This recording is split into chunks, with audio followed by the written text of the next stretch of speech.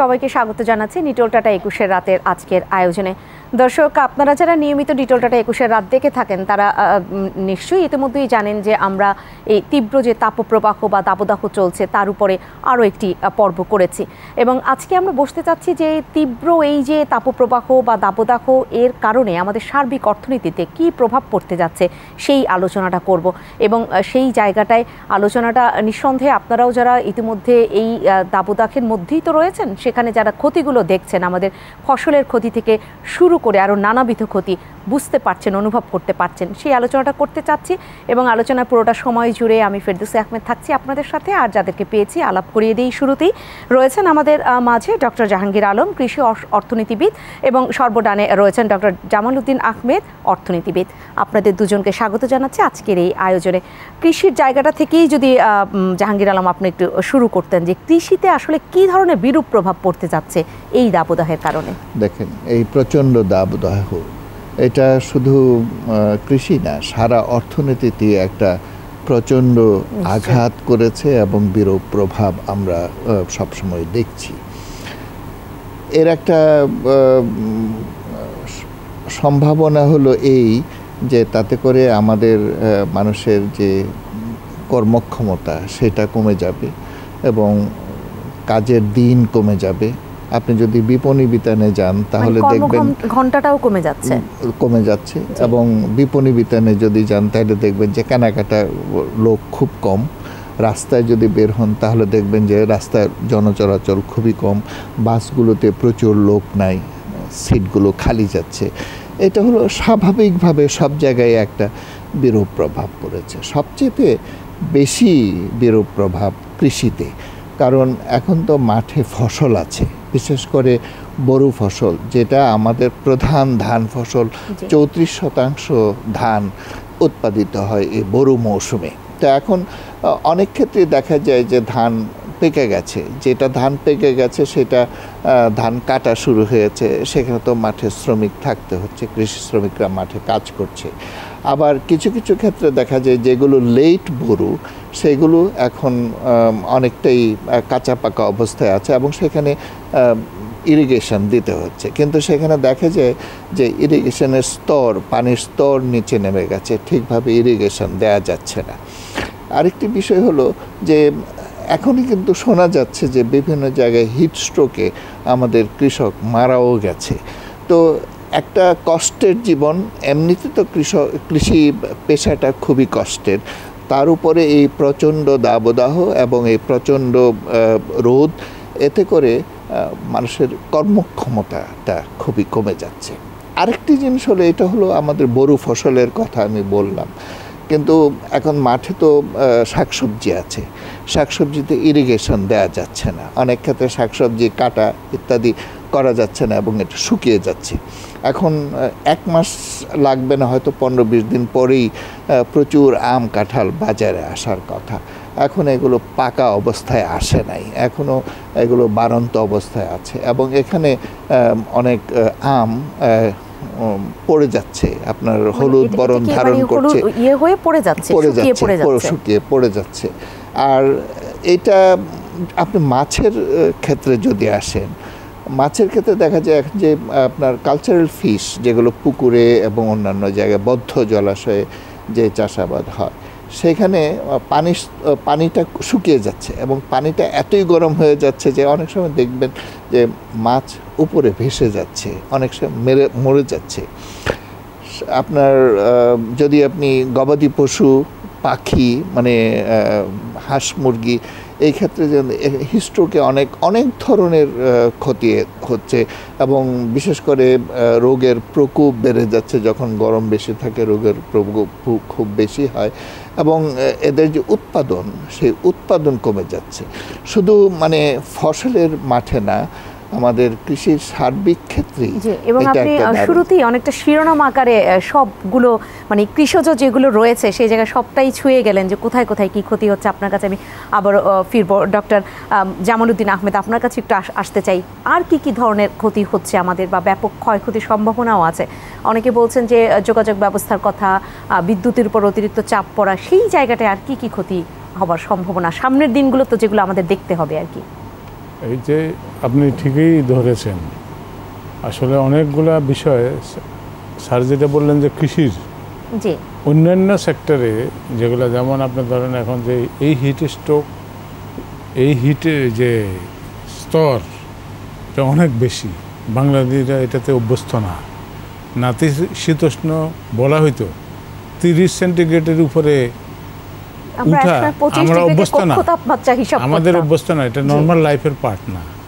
শুধু সেই ক্ষেত্রে আমাদের দেশে যে এই পরিস্থিতিতে আপনার ধরেন বিদ্যুতের চাহিদা বাড়ে, যেটা আপনি বললেন বিদ্যুতের চাহিদা বাড়ে, যে চাহিদা গ্রিড লাইনের প্রবলেম হবে এই জন্য চাহিদার কারণে ধরেন আপনার বিদ্যুতের যে নেটওয়ার্ক, এখন তো বাংলাদেশে প্রায় অলমোস্ট 90% হলো বিদ্যুতের কভারেজ আছে, সেই সব জায়গায় কিন্তু এখন দিতে পারবে না, সেই সাপ্লাইতে প্রবলেম দেখা দেবে এবং গ্রিডের মধ্যে প্রবলেম হবে যদি এইভাবে আরও কিছুদিন চলতে থাকে।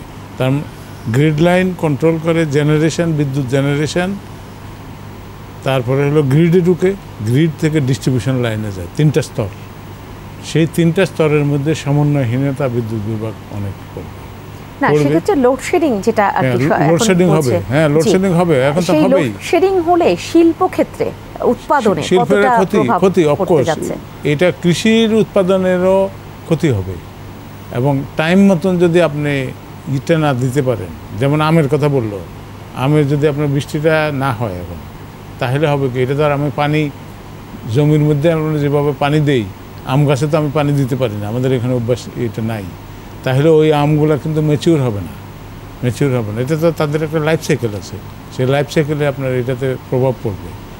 বিদ্যুৎ, তারপর আপনার যানবাহনে আসেন, আপনি ধরেন মানুষ যদি কাজ, অনেকেই কিন্তু দিনের বেলা ঘর থেকে বাইরে হতেছে না, তার মানে কি ট্রান্সপোর্টেশনের মধ্যে যেটা বললো যে গাড়ি ঘোড়াতে প্যাসেঞ্জার কমে গেছে, কেন কমছে?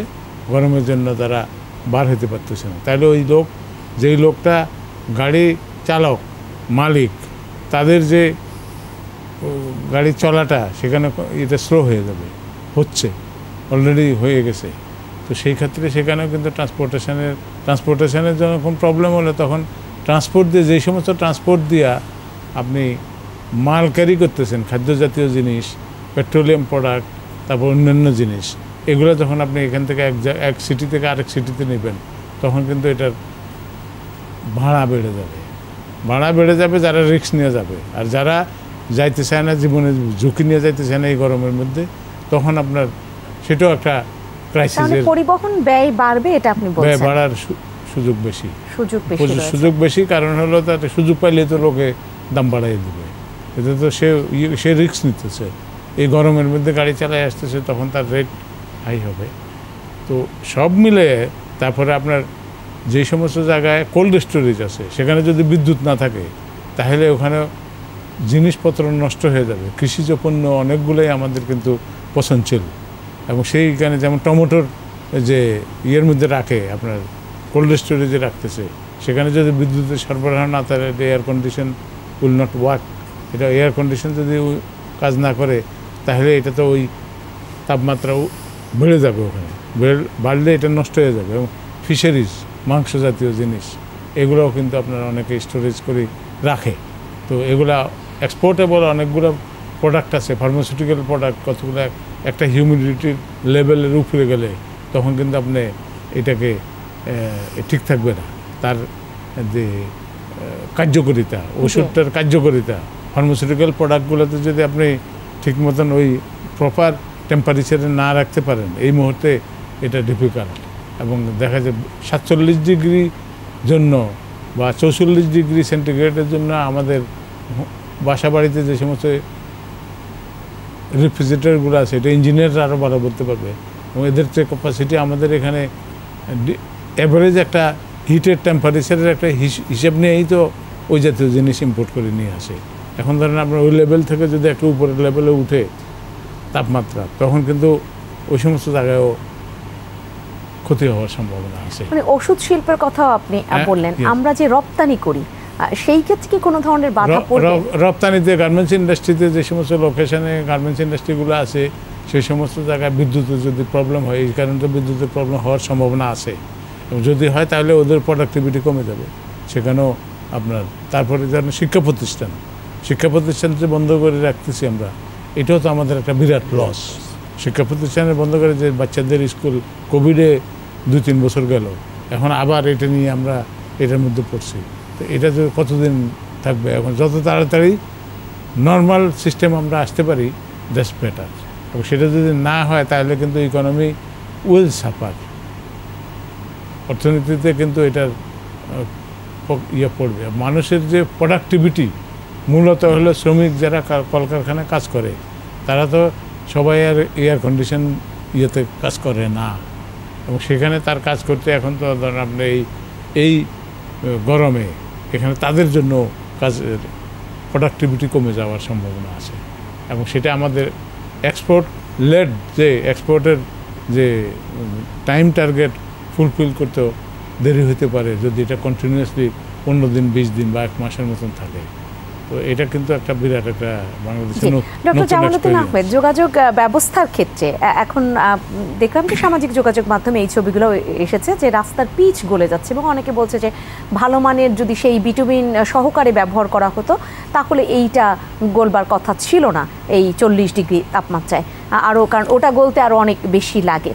কিন্তু আমরা যদি ব্যবহার করেই থাকি, যে বাংলাদেশের অনেক বেশি সড়ক এটা ব্যবহার করে থাকি, তাহলে সড়কগুলোর অবস্থা কি হতে পারে? রেল লাইনের এটাও একটু জানতে চাই। এটা ডিস্টার্ব হতে পারে, কারণ আমরা তো হয়তো যে ভিটামিনগুলো আমরা আমদানি করছি হয়তো 40 ডিগ্রি সেন্টিগ্রেড পর্যন্ত, আপার একটা লোয়ার লিমিট আছে, আপার লোয়ার লিমিট এত, আপার এত, ইন বিটুইনে আপনার ব্যবহার করতেছেন। এখন যেটা হচ্ছে সেটা কিন্তু আপনার যদি ওই তাপমাত্রায় গলে যাওয়ার মতন যদি কিনে আনি এটা এখানে ব্যবহার করে, ইন দ্যাট কেস এটা তো গলবেই, তার নেচার অনুযায়ী সে তো আর থাকতে পারবে না। সেই ক্ষেত্রে আমাদেরকে নতুন করে চিন্তা করতে হবে। এখন তো পিছনে যা গেছে সেটার কথা ভবিষ্যতে এই বিষয়টা আমাদের সড়ক মন্ত্রণালয়। না, আপনি তো পরিবহন ব্যয় বারবার কথা বলছিলেন, পরিবহন ব্যয় এটা তো আরো বাধাগ্রস্ত করবে। এটা তো অ্যাক্সিডেন্টও হতে পারে, এটা তো ধরেন এখন তো অ্যাক্সিডেন্টও হতে পারে। এটা যদি মানে অতি গরমে যদি এটা গলে যায় তাহলে স্লিপারি রাস্তা দিয়ে যাইতে তো গাড়ি অ্যাক্সিডেন্ট হতে পারে। তো সেটাও কিন্তু আপনি অ্যাভয়েড করতে হবে আমাদের। এই জন্য সতর্কবাণী কোথায় কোথায় এরকম আছে, এটা মানে টেলিভিশন, রেডিও, এগুলো সবগুলোতে আপনার গণমাধ্যমের মধ্যে আপনার জানানো উচিত জনগণকে যে এই অবস্থা, এবং ড্রাইভার, মালিক, সবাই, প্যাসেঞ্জার সবাইকে তো জানতে হবে। জানার পরে তারা ওইভাবে অ্যাভয়েড করে যাবে এই ধরনের সিচুয়েশনকে, স্লোলি চালাবে। তখন বেশি জোরে যদি স্পিডে গাড়ি যায় ওখান থেকে গেলে তো আপনার অ্যাক্সিডেন্ট। আপনিও সার্বিক একটি চিত্র দিলেন, এবং সেই জায়গাটায় রপ্তানি পণ্য যেগুলো রয়েছে সেই জায়গায় আরও কী কী ক্ষতির সম্ভাবনা রয়েছে সেই আলাপটি নিয়ে আপনার কাছে ফিরবো। আসতে চাই ডক্টর জাহাঙ্গীর আলম আপনার কাছে। আপনিও তখন মোটা দাগে আলোচনাগুলো করে যাচ্ছিলেন, বড় ফসলের কথা বললেন। এর বাইরেও আমরা বিভিন্ন সময় গণমাধ্যমের যে ফুটেজ সেখানে দেখেছি পাট, যেটা সামনে পাটের মৌসুম, সেই পাট গাছগুলো তো এখন ছোট, সেগুলো শেষ হয়ে যাচ্ছে সেচের অভাবে। কৃষির সেই আরেকটু ব্যাপ্তি সহকারে আলোচনাটা দেখেন, আমি যেটা বলতে চাচ্ছিলাম সেটা হলো এই যে এই প্রচণ্ড গরমে কর্ম সময়, ঘন্টা এটা কমে যাবে। 2, কাজের দক্ষতা সেটা কমে যাবে, এবং তখন যখন হয় তখন আমাদের কস্ট অফ প্রোডাকশন বেড়ে যাবে, এবং কস্ট অফ প্রোডাকশন যখন বেড়ে যায় দাম বেড়ে যাবে, পণ্যের দাম বেড়ে যাবে, এবং দাম বেড়ে গেলে অর্থনীতি চাপের উপর পড়বে।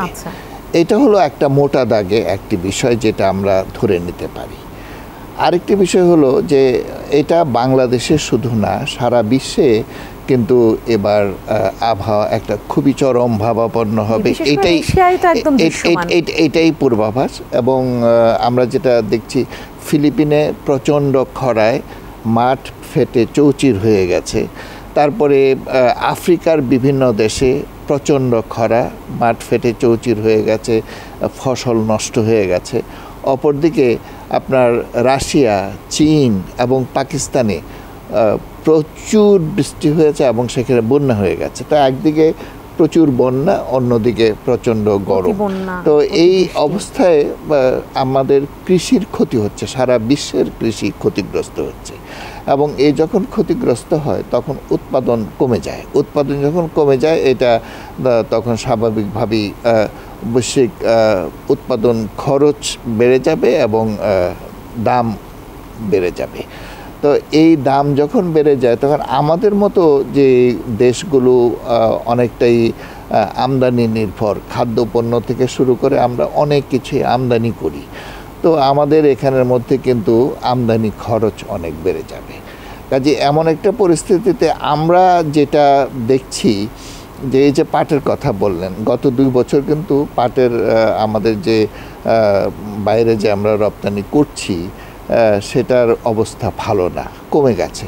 তো এই বছর হয়তো আরও কমে যেতে পারে, পাটের মান ভালো না হতে পারে, এবং পাট গাছগুলো যদি ঠিকভাবে না বাড়ে তো পাট ছোট ছোট পাট হবে, এবং অনেক ক্ষেত্রে হয়তো পাট গাছ মরেই যাচ্ছে।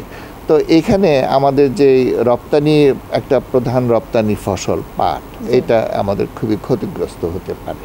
আমি যে বিষয়টি আপনাকে বলতে চাচ্ছিলাম সেটা হলো যে বোরো মৌসুমে আমাদের ক্ষতি সবচেয়ে বেশি, কারণ বোরোর উপরে আমাদের খাদ্য নিরাপত্তা অনেকটাই নির্ভর করে, কারণ প্রায় 54% চাল বা ধান যেটাই বলুন সেটা বোরো ফসল থেকে আমরা পাই। তো এখন বোরোর প্রধান অংশটা যেটা চাষাবাদ হয়েছে এবং ধানটা পেকে গেছে সেখানে এখন আর ক্ষতির সম্ভাবনা নাই, কিন্তু এটা যে প্রক্রিয়াকরণের ক্ষেত্রে আমাদের যেই শ্রমিকরা কাজ করবে তারা খুবই ক্ষতিগ্রস্ত। তারা খুবই ধান কাটা থেকে শুরু করে ধান মাড়াই, তারপরে ঝাড়াই, তারপরে এগুলো সিদ্ধ করা, এবং পরবর্তী সময়ে আপনি যদি বিপণন করতে যান তখনও আপনার সমস্যা হবে, এবং যদি স্টোরিং করা সেখানেও সমস্যা হবে, মানে সব জায়গাতেই সমস্যা দাঁড়াচ্ছে।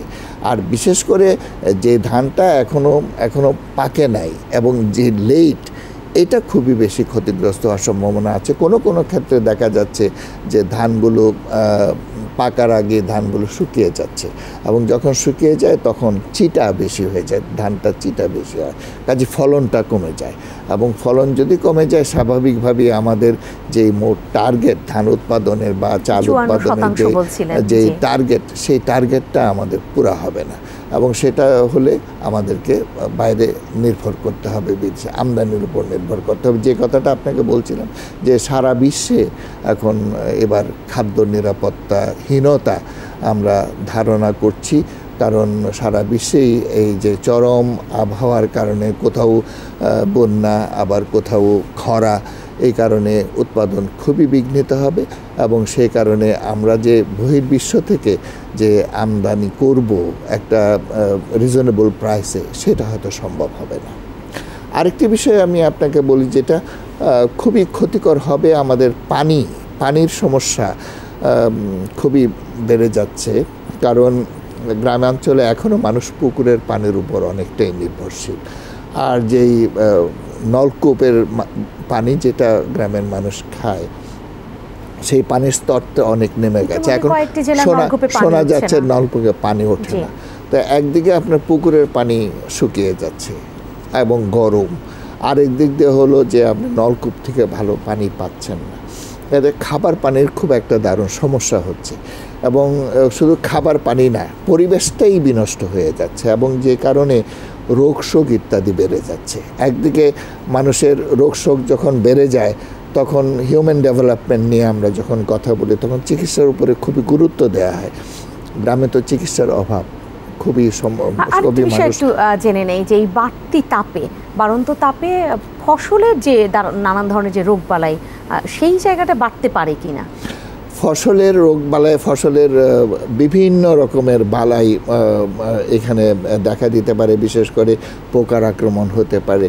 আরেকটি বিষয় হলো যে শুধু ফসলে না, আমরা তো কৃষি বলতে শুধু ফসল কৃষি বুঝি না, সেখানে যে হাঁস মুরগি এবং গবাদি পশু এগুলো বিভিন্ন রোগে আক্রান্ত হতে পারে। এবং এটা আগের বক্তব্যে বলছিলেন যে সেক্ষেত্রেও স্ট্রোকের, মানে এই সমস্ত পশু পাখি যারা রয়েছে, মানে হাঁস মুরগির কথা বললেন, স্ট্রোকের সম্ভাবনা দেখা দিতে পারে।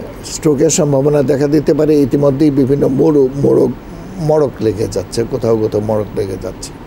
কিন্তু মাছের ক্ষেত্রে এটা সমস্যাটা সবচেয়ে বেশি, কারণ পুকুরগুলোতে পানি শুকিয়ে যাচ্ছে, এখন যখন পানি শুকিয়ে যায় তখন মাছ বিচরণের সমস্যা হয়ে দাঁড়াচ্ছে এবং এত গরম হয়ে যায় পানি যেখানে মাছগুলো ভেসে যায় এবং মরে যাচ্ছে। সেই জায়গায় আসলে অনেক অনেক বেশি ক্ষতি এবং আরও অনেক কিছু জানবার চেষ্টা করব।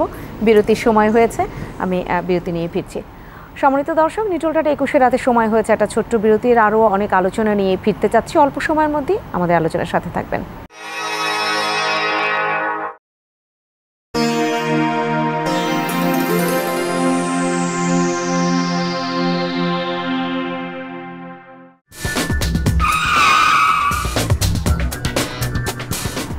নিটোল টাটা 21 রাতে আবারও আপনাদের স্বাগত জানাচ্ছি এবং আজকে যে আলোচনাটা করছি এর আগেও আমরা একটি আলোচনা করেছি যে বাড়ন্ত তাপমাত্রায় আমাদের যে নিজেদের নাভিশ্বাস অবস্থা হাঁসফাঁস করছি আমরা, আমাদের কত বড় ক্ষতি হচ্ছে পরিবেশের। তার পাশাপাশি এখন আমরা যে আলোচনাটা করছি আজ সেটা হচ্ছে যে অর্থনীতিতে কী ধরনের প্রভাব পড়তে যাচ্ছে এই তীব্র দাবদাহ বা তাপপ্রবাহের কারণে। সেই আলোচনায় আবারও ফিরবো এবং ডক্টর জামালউদ্দিন আহমেদ আপনার কাছে ফিরতে চাই। যে আলোচনাটা জাহাঙ্গীর আলমও তুলেছেন যে মানুষেরও তো নানান ধরনের এই বাড়তি তাপে অনেক যদি বলা যেতে পারে জীবাণুগুলো সক্রিয় হচ্ছে, মানুষের যে রোগবালাই দেখা দিচ্ছে, সেই জায়গাটা থেকে স্বাস্থ্য খাতে যে ব্যয় যেটা বেড়ে গেলে আমাদের সেটাও তো অর্থনীতিতে প্রভাব পড়বে। সেই জায়গায় কি বিরূপ প্রভাব পড়তে যাচ্ছে? স্বাস্থ্য খাতে যদি আপনি একটা ইম্পর্টেন্ট জিনিস ধরছেন, সেটা হলো যে স্বাস্থ্য খাতে এই আবহাওয়ার সাথে তো বাংলাদেশের লোক অভ্যস্ত না। তো যেই কারণে আপনার এখন রোগ বালাই অনেকগুলো বেড়ে যাবে। তো এটার মধ্য দিয়ে স্বাস্থ্য খাতের যে আমাদের স্বাস্থ্য ডিপার্টমেন্ট তো ওইভাবে স্ট্রং না আপনার যদি সাপোর্ট দেওয়ার মতন, এবং সব লোকে প্রাইভেট হসপিটালে যায় চিকিৎসা দেওয়ার মতন। গত বছর আমরা ডেঙ্গুর প্রকোপটা দেখেছি কি ভয়াবহ রূপ ধারণ করেছিল। গভর্নমেন্টের হসপিটাল যেগুলো আছে সেগুলো তো আছেই, তারপরে প্রাইভেট হসপিটাল যেগুলো আছে এগুলোতে যারা যাচ্ছে তারা তো সর্বস্ব হারাই ফেলতেছে। একদিন দুই দিনেই তার সারা মাসের বেতন চলে যাবে হসপিটালে যদি যায়। এবং এইটাতে আপনার পানির সুপেয় পানি যেটা, এটার অভাবে মানুষের যে কিডনির সমস্যা এবং পানি জাতীয় উদ্ভূত যে সমস্ত রোগ জীবাণু এটা বাড়বে। এবং এটা বাড়ার মধ্যে দিয়ে তাদের ওই চিকিৎসা ব্যয় যদি করতে যায় তখন কিন্তু আপনার সেটা তার অ্যাফোর্ডেবল লিমিটের বাইরে, এবং সেই ক্ষেত্রে স্বাস্থ্য খরচ বাড়লে এটা যদি গভর্নমেন্ট, এখানে আমাদের তো স্বাস্থ্য কোনো বিমা নাই যে আমরা স্বাস্থ্য বিমা করে করবো, ওইভাবে গড়ে ওঠে না। এটা যদি বিমা থাকতো তাহলে আপনার বিমার কভারেজে সে ওষুধ কিনে ইউজ করতো, সেবন করতো, পরবর্তীতে আপনার ইন্স্যুরেন্স কোম্পানি এটা পে করতো। সেটাও কিন্তু আমাদের এখানে ওইভাবে ডেভেলপ করে নাই। তার মানে স্বাস্থ্য ব্যবস্থার ম্যানেজমেন্টে এবং স্বাস্থ্য ব্যবস্থা ম্যানেজমেন্টের সাথে বিদ্যুৎ জড়িত আছে। যদি বিদ্যুৎ না থাকে তাহলে হসপিটালের ইকুইপমেন্টও চলবে না। আর তারপরে প্রোডাক্টিভিটি, ইন্ডিভিজুয়ালের যে প্রোডাক্টিভিটি মানুষের, মানে যে যেখানেই আছে প্রত্যেকটা প্রফেশনাল লোকজনের আপনার তার প্রোডাক্টিভিটি কমে যাবে, আউটপুট কমে যাবে, ইন্ডাস্ট্রিয়াল লেবারের আউটপুট কমে যাবে কারণ তার কর্মক্ষমতা না থাকলে তো সেই প্রোডাক্টের আউটপুটটা সেটাও পাওয়া যাবে। এবং এখানে আরেকটা জিনিস হলো ওখানেও যদি আপনার প্রোডাক্টিভিটি কমবে, অ্যাট দি সেম টাইম বিদ্যুতের শর্টেজের কারণে আপনার মেশিন তো ভিত্তি করে মেশিনটা তো বিদ্যুৎকে ভিত্তি করেই চলে। সেক্ষেত্রে মেশিনেরও আপনার মেশিন বন্ধ থাকবে। তার মানে কি আমাদের এটা যত তাড়াতাড়ি আমরা উই ক্যান কভার আপ, যত তাড়াতাড়ি চলে যেতে যায় ততই বেটার। এবং আশা করা যায় যে বৃষ্টি যদি হয় তাহলে এটা অনেকটা মানুষ মনে করে। সেরকম কোনো সুবার্তা আমরা এখনো এপ্রিল চলমান, মে মাসেরও শুরুর দিকেও সেরকম সুবার্তা সবগুলো বিভাগে পাওয়া যাচ্ছে না, বৃষ্টির কথা বলছি। সেই জায়গাটা থেকে আমাদের তো ভাবনাটা আসলে দুশ্চিন্তার কথা যদি বলি অনেক বেশি বেড়ে যাচ্ছে। রপ্তানির যে খাতগুলো রয়েছে, আমি এর আগেও আপনার কাছে এই বিষয়টি জানতে চেয়েছিলাম। রপ্তানির খাতগুলোর জায়গায় একদম সেই আরএমজি থেকে শুরু করে আমরা হিমায়িত চিংড়ি এই সব কিছুর ক্ষেত্রে কি কত শতাংশ পড়তে পারে প্রভাব? এটা বেশি দিন, এটা যদি ধরেন আপনার আরও 10-15 দিনের ভিতরে যদি শর্ট হয়ে যায় তাহলে এটা বিরাট লঙ্গার টার্ম হলে এখন যদি আপনার এই মুহূর্তে রপ্তানিতে খুব একটা পড়বে না, কিন্তু এটা যদি লঙ্গার আরও ইয়ে হয়, যেমন দুবাইতে যে পানি ডুবে যাচ্ছে, যে দেশে মানে তারা আর্টিফিশিয়াল ব্যবহার করে যে ক্লাউড সিডিং এর কারণে করছে, তো সেটা বাংলাদেশে তো আমরা তো এরকম কিছু করি নাই। কিন্তু আমাদেরটা ক্ষতি, এটাতে এক্সপোর্টে বিরাট কোনো ক্ষতি হবে না, অ্যাকসেপ্টিং ফিশারিজ। ইম্পোর্ট কি বাড়বে? ফল ইম্পোর্টে তো ডক্টর জাহাঙ্গীর আলম যেভাবে বললেন যে ইম্পোর্টে লেবার প্রোডাক্টিভিটি, পোর্টে হ্যান্ডলিং এর যে ইয়েটা যারা কাজ করে তারা যদি অসুস্থ হয়ে পড়ে তখন আপনাদের কিন্তু হইতে পারে। এবং এটা যদি আপনার ওইটার ইম্প্যাক্ট আপনি এখন অ্যাসেস করতে পারবেন না, এইটা পরে দেখা যাবে। কিন্তু মনে হয় না ওইগুলাতে মানে যেভাবে আসে এদেশের লোক অভ্যস্ত। এখানে কিন্তু আপনার গ্রামের লোক, শহরের লোকে এয়ার কন্ডিশনে যারা থাকে এদের জন্য প্রবলেম, কিন্তু গ্রামে যারা এয়ার কন্ডিশন বাদে থাকে তাদের জন্য কোনোভাবে তাদের এই ব্যবস্থার মধ্যে দিয়ে তারা অনেক কষ্ট সহিষ্ণু, তারা সেই জায়গাটা অনেক কাজ করে যাচ্ছেন, কিন্তু তারপর হিট স্ট্রোকে এবার মারাও গিয়েছেন। সেটা মানে এটা তো হচ্ছে, এটা হবে এবং এটা মানে নিতে হবে যতক্ষণ পর্যন্ত প্রকৃতির ইয়ে। আমরা তো মানে আর্টিফিশিয়ালি এটা কি করবেন আপনি, সচেতন করতে পারেন সরকারের মূলত হলো এবং মিডিয়াগুলোর ক্ষতি যতটা হতে পারে সার্বিক আলোচনাটা ইতিমধ্যেই আপনারা তুলে ধরেছেন। কিন্তু ডক্টর জাহাঙ্গীর আলম, নিঃসন্দেহে এখন আমরা ভাবতে কি পারি। আমরা ক্লাউড সিডিংয়ে নাই গেলাম, কারণ ওটারও তো একটি বিরূপ প্রভাব আমরা ইতিমধ্যেই দেখেছি দুবাইতে। কিন্তু এটার বাইরে আমরা কি ভাবতে পারি যদি এই দাবদাহ প্রতি বছরই এখন দেখা দিতে শুরু করে? কারণ ইতিমধ্যেই গত বছরও আমরা দেখেছি দাবদাহ, এবছরও দেখতে হচ্ছে, আগামী বছরও হয়তো দেখতে হবে। সেই জায়গায় নিঃসন্দেহে একটি পূর্ব ভাবনা তো রয়েছে। দেখুন, আমাদের কিন্তু এই সবসময় দেখা যায় যে প্রচণ্ড খরা, দীর্ঘদিন খরা থাকে, তখন জায়গায় বৃষ্টির জন্য নামাজ পড়ে মানুষ, এবং একসময় দেখা যায় যে বৃষ্টি হয়। তো দীর্ঘদিন আমি এখনও মনে করি না যে খুব প্রচণ্ড খরা দীর্ঘদিন চলবে, হয়তো এত দীর্ঘায়িত হবে না। এবং যদি না হয়, যখন বৃষ্টি শুরু হয়ে যাবে তখন অর্থনীতির ক্ষতি স্বাভাবিকভাবেই কমে আসবে এবং সেটা কভার আপ করা সম্ভব হবে। তবে আমাদের এই যে আবহাওয়ার চরম ভাবাপন্ন অবস্থা, এটা সাম্প্রতিক বছরগুলোতে অনেক বেশি বেড়ে গেছে। সেটা শুধু বাংলাদেশে না, সারা বিশ্বে। এবার ধারণা করা হচ্ছে যে বৈশ্বিক তাপমাত্রা 1.5 ডিগ্রি সেলসিয়াস থেকেও অতিক্রম করে যাবে, যেটা গত বছর যেটা গত বছর তার চেয়ে একটু কম ছিল, এই বছর তার চেয়ে বেড়ে যাবে। কাজে এটা ক্ষতিটা সারা পৃথিবীতে হবে, বাংলাদেশে তো হচ্ছেই। এখন এই ক্ষেত্রে আমাদেরকে অ্যাডজাস্ট করা, আমাদেরকে অ্যাডাপ্টেশন করা, এটা হলো আসল কথা। এখন কৃষিক্ষেত্রে বলি, এটাই সবচেয়ে বড় জায়গা যেখানে ক্ষতিটা বেশি হয়।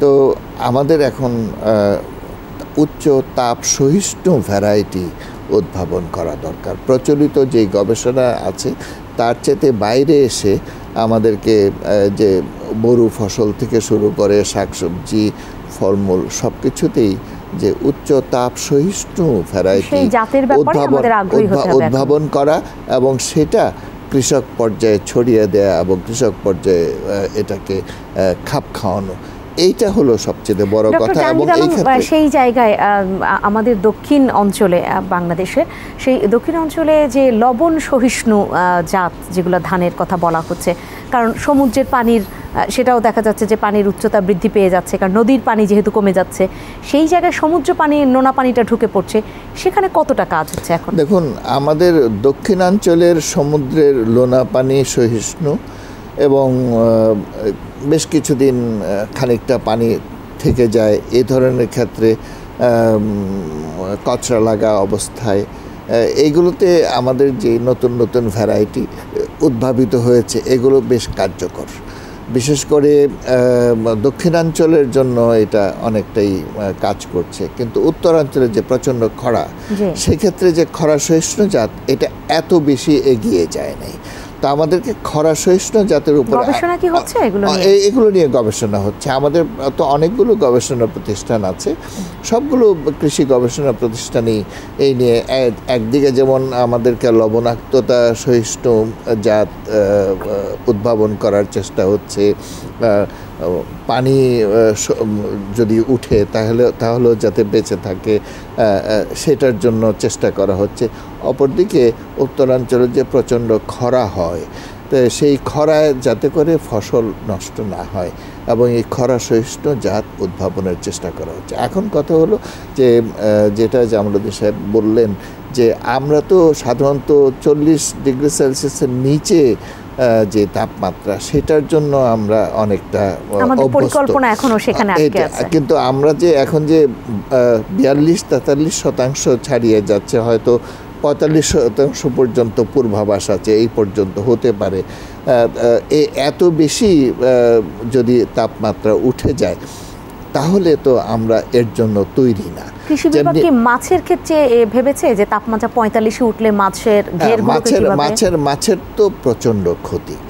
এটা তো শুধু আপনার আমি যে বললাম যে কালচার ফিশারি যেগুলো পুকুর ডোবা এগুলো না, এবং এটা যেখানে আমাদের ঘেরগুলো আছে সেখানেও ঘেরের মাছ নষ্ট হয়ে যাবে, মরে যাবে। তো এই যে ভাবনাটা আছে কিনা বাঁচানোর জন্য, নিশ্চয়ই এটা শুধু কেবলই এটা শস্য যে ফসল কৃষি সেটার জন্য তো না, এটা মৎস্য পশু পাখি এই সব ক্ষেত্রেই আমাদের এই ভাবনা আছে এবং এই ব্যাপারে গবেষণা হচ্ছে, বিভিন্ন গবেষণা প্রতিষ্ঠান এগুলো হচ্ছে। কিন্তু যেটা দরকার সেটা হলো যে এখন যেহেতু চরম ভাবাপন্ন আমাদের এই আবহাওয়াটা বেশি বেশি আমরা লক্ষ্য করছি, সুতরাং এই ক্ষেত্রে হয়তো গবেষণার গুরুত্বটা আরো বেশি বাড়াতে হবে এবং এখানে হয়তো এই ক্ষেত্রে হয়তো আরো বেশি প্রান্তিকে একদম কৃষককে কতটা ভাবাতে হবে বা গবেষণা হবে, তাদেরকেও কতটা এই জ্ঞানটা ছড়িয়ে দেওয়া হচ্ছে, সেই আলোচনাটা নিঃসন্দেহে আপনার কাছ থেকে শুনবো। আসতে চাই ডক্টর জামালউদ্দিন আহমেদ। তখন যে লোডশেডিং এর কথা বলা হচ্ছিল, সেই জায়গায় বিদ্যুৎ নিয়ে তো আমরা শতভাগ বিদ্যুৎ নিশ্চিত করবার জায়গাটায় অনেক আগেই পৌঁছে গিয়েছি, আবার সেখান থেকে আমরা কয়লার ঘাটতিতে কিছু লোডশেডিং দেখেছি। সেইখানে কি কি করণীয় রয়েছে শিল্পক্ষেত্র বাঁচাতে হলে? বিদ্যুতের ক্ষেত্রে গভর্নমেন্টের এখনকার যে পরিকল্পনা আছে, এটা যদি আপনার বিদ্যুৎ আমদানি করার একটা প্রোগ্রাম আছে, আর হলো আপনার মাতার বাড়িতে যেটা এখন কোল বেসড আমাদের যে পাওয়ার প্ল্যান্ট এটা চালু হয়েছে গত জানুয়ারি থেকে অপারেটিং, এটাও কিন্তু আপনার প্রায় 600+ আপনার ইউনিট জেনারেট করতেছে। তো সেটা দিয়ে এখন দেখেন এত গরমের ভিতরে এখনও কিন্তু বিদ্যুৎ গ্রামে শহরে কোনো জায়গায় ঢাকায় কম গেছে, গ্রামের দিকে আপনার পুরা দেশে ফুল লোডে যদি চলে তাহলে আপনার 24,000 মেগাওয়াট দরকার। এখন জেনারেশন হচ্ছে কত 14-15,000-এর মতন। তো এটা ফুল ক্যাপাসিটিতে যদি আসে তাহলে আপনার বাংলাদেশে ওইভাবে, তবু এখনও কিন্তু আমাদের অভ্যাসের কারণে অনেকে ধরেন ইভেন গ্রামেও এখন কিন্তু এয়ার কন্ডিশনার এগুলো ইউজ করে। তো এই যে যারা অন্যান্য বছরের সাথে যদি তুলনামূলক আলোচনা যে 11 গুণ এসি বেশি বিক্রি হয়েছে, এটা বিক্রেতারা বলছে। বিক্রেতারা বলতেছে, তার মানে এটা বিদ্যুৎ আছে বলেই তো এটা কিনতেছে, বিদ্যুৎ আছে বলেই কিনতেছে। তো এটা বিদ্যুতের ক্যাপাসিটি এখন বাড়তেছে এবং বিদ্যুতের আবার ধরেন আপনার পালাটান একটা বর্ডারে 14 গ্রামের দিকে একটা করতেছে, এখান দিয়ে 5,000 মেগাওয়াট ইন্ডিয়ার সাথে একটা চুক্তি হবে। এটা হলে বাড়ামারার ওখান দিয়ে আপনার 500 মেগাওয়াট আনতেছে। এটা অনেক আগে হয়েছে 2013-14 দিকে। তো সেই বিদ্যুৎ আনার মধ্যে দিয়ে এখন আমাদের এখানে যে কোল ফায়ার যে বিদ্যুতের আরেকটা ইউনিট হবে, সেটা যদি হয়ে যায় তাহলে বাংলাদেশে আমার মনে হয় না বিদ্যুতের জন্য এখন কিন্তু এখন রেডি। তখন কোল্ড স্টোরেজের কথা বলছিলেন, কোল্ড স্টোরেজ যতগুলো বাংলাদেশে রয়েছে যদি নিরবচ্ছিন্ন বিদ্যুৎও থাকে সেগুলো পর্যাপ্ত কিনা থাকতে হবে, এবং এখন নাই কিন্তু পুরোটা পর্যাপ্ত নাই। এটাতে গ্রিড লাইনের প্রবলেম আছে। তারপরে ধরেন একটা লোকে কোল্ড স্টোরেজের পরিমাণটাও পর্যাপ্ত কিনা, কোল্ড স্টোরেজ এখন কম, তো এখনো বেশি আমাদের যে পচনশীল জিনিসপত্র, আমাদের যে ভেজিটেবল এক্সপোর্ট করার জন্য, দেখুন আপনার ধরেন শীতের সিজনে যে ভেজিটেবল হয় এটা অনেকগুলো যাতে নষ্ট না হয়, এটা কোল্ড স্টোরেজে রাখে আপনি পরে প্যাকেট করে পাঠাতে পারেন। এটা মানে এগ্রিকালচারাল প্রোডাক্ট, তাহলে ফিশারিজ, তারপরে মিট, বাংলাদেশের থেকে এখনো মাংস রপ্তানি একটা দুইটা কোম্পানি করে, এটা আরো লার্জার পরিমাণে যাওয়া উচিত। যেটা বলছিলেন সেই পর্যাপ্ততার জায়গা থেকে যদি মানে আমাদের ঘাটতি থাকে, সেই একটি আলোচনা নিঃসন্দেহে সেটা তুলে ধরবেন। পাশাপাশি কোল্ড স্টোরেজগুলোকে আমাদের যেভাবে ভাবা হয়েছে সেটা 40 ডিগ্রির নিচে ভাবা হয়েছে কিনা। ডক্টর জাহাঙ্গীর আলম বললেন 45 ডিগ্রি পর্যন্ত যেতে পারে, সেই জায়গায় সেইটা ভাবা আছে কিনা। এটা ইঞ্জিনিয়ারিং লোকজন বলতে পারবে ভালো, কিন্তু আমার আন্দাজ হলো যে আপনি যেহেতু আগে যে লোয়ার এবং আপার একটা ব্যান্ড আপনাকে ফিক্স করে রাখা উচিত, কনসিডারিং এই যে হিট ওয়েভটা এটা চেঞ্জ হয়ে যাচ্ছে, এটা কিন্তু আগে ছিল না।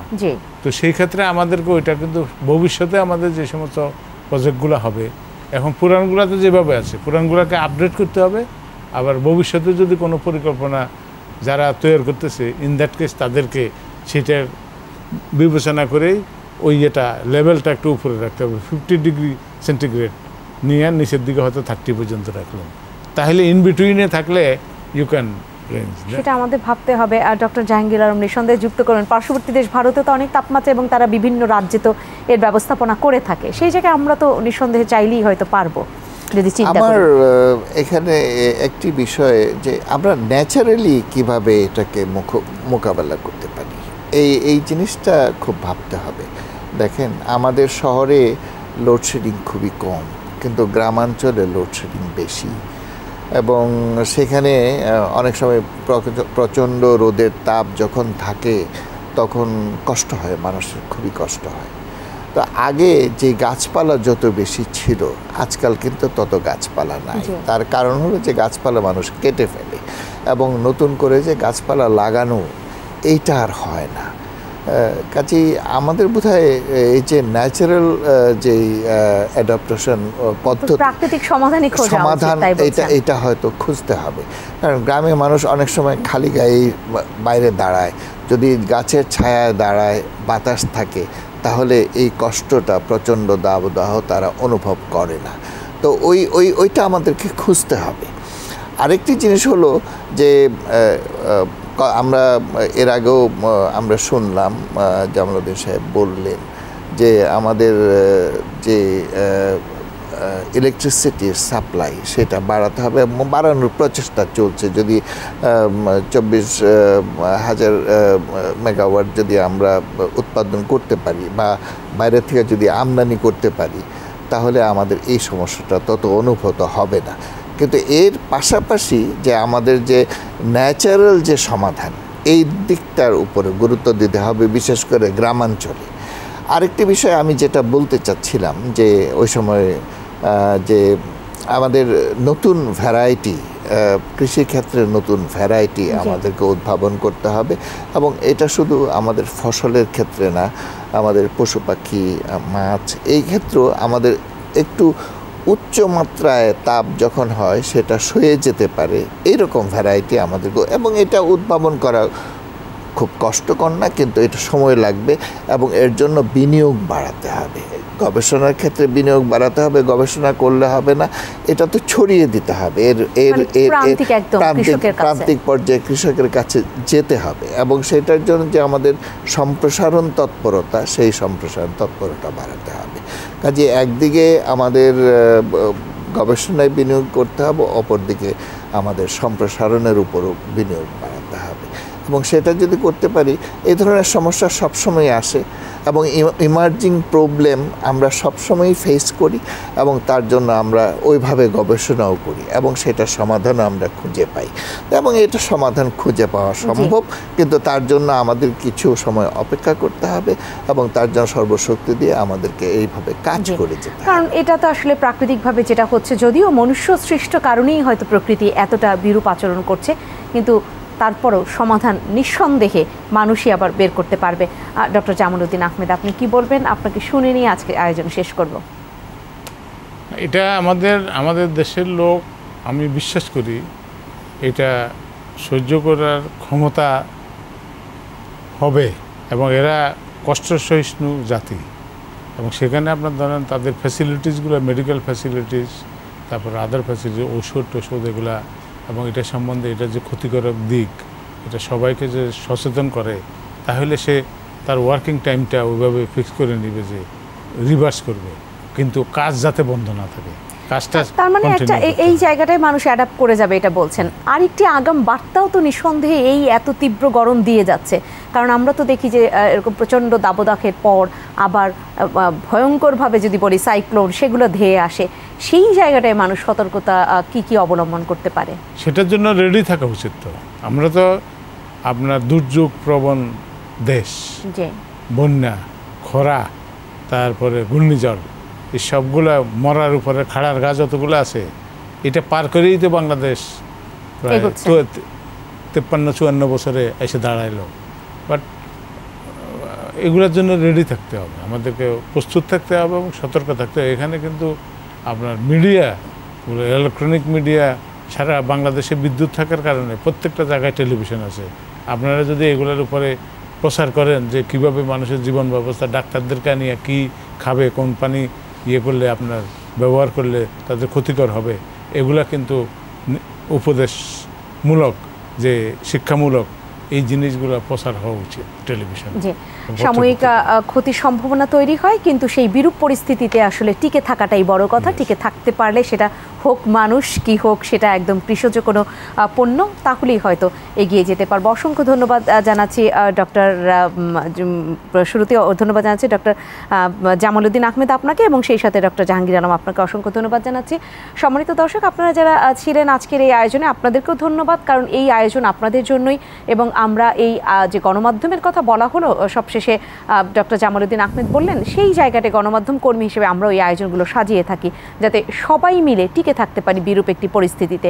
যেগুলো করণীয় আমাদের স্বাস্থ্যকে টিকিয়ে রাখতে বা সেই জায়গায় সুস্থ থাকতে, সেগুলো যেমন ভাববো, পাশাপাশি আমাদের ফসল, আমাদের একেবারে সেই যদি বলি যে আমাদের সেই গবাদি পশু, হাঁস মুরগি, সেই জায়গায়ও আমরা যেন রাখতে পারি, কারণ এগুলো টিকিয়ে না রাখলে, কৃষিজ পণ্য টিকিয়ে না রাখলে আমরা আমাদের অর্থনীতিকে এগিয়ে নিয়ে যেতে পারবো না। কর্মক্ষমতার আলোচনা হলো, কর্মক্ষমতা হয়তো কমে যাচ্ছে, কিন্তু সুস্থ থাকতে পারলে আমাদের কর্মক্ষমতা বা কর্মঘণ্টার জায়গাটাও আমরা বাড়িয়ে নিতে পারবো। সার্বিক যে বিষয়টা, সেই জায়গায় সম্মিলিতভাবে কাজ করলে হয়তো আমাদের অর্থনীতিতে তেমন কোনো বিরূপ প্রভাব পড়বে না। যেটুকু ধাক্কা আসবে আমরা কাটিয়ে নিতে পারবো। প্রত্যাশা থাকলো নিঃসন্দেহে ভালো কোনো বার্তা আমাদের জন্য আসুক সামনের দিনে, হোক সেটা বৃষ্টি, আর হোক সেটা আমাদের একেবারে যেটা আমাদের জন্য দরকার, উপযোগী একটি প্রাকৃতিক পরিবেশ, কিংবা আমাদের সামাল দেবার মতো সেই অর্থনীতি। সব কিছু ভালো থাকবেন। শুভরাত্রি।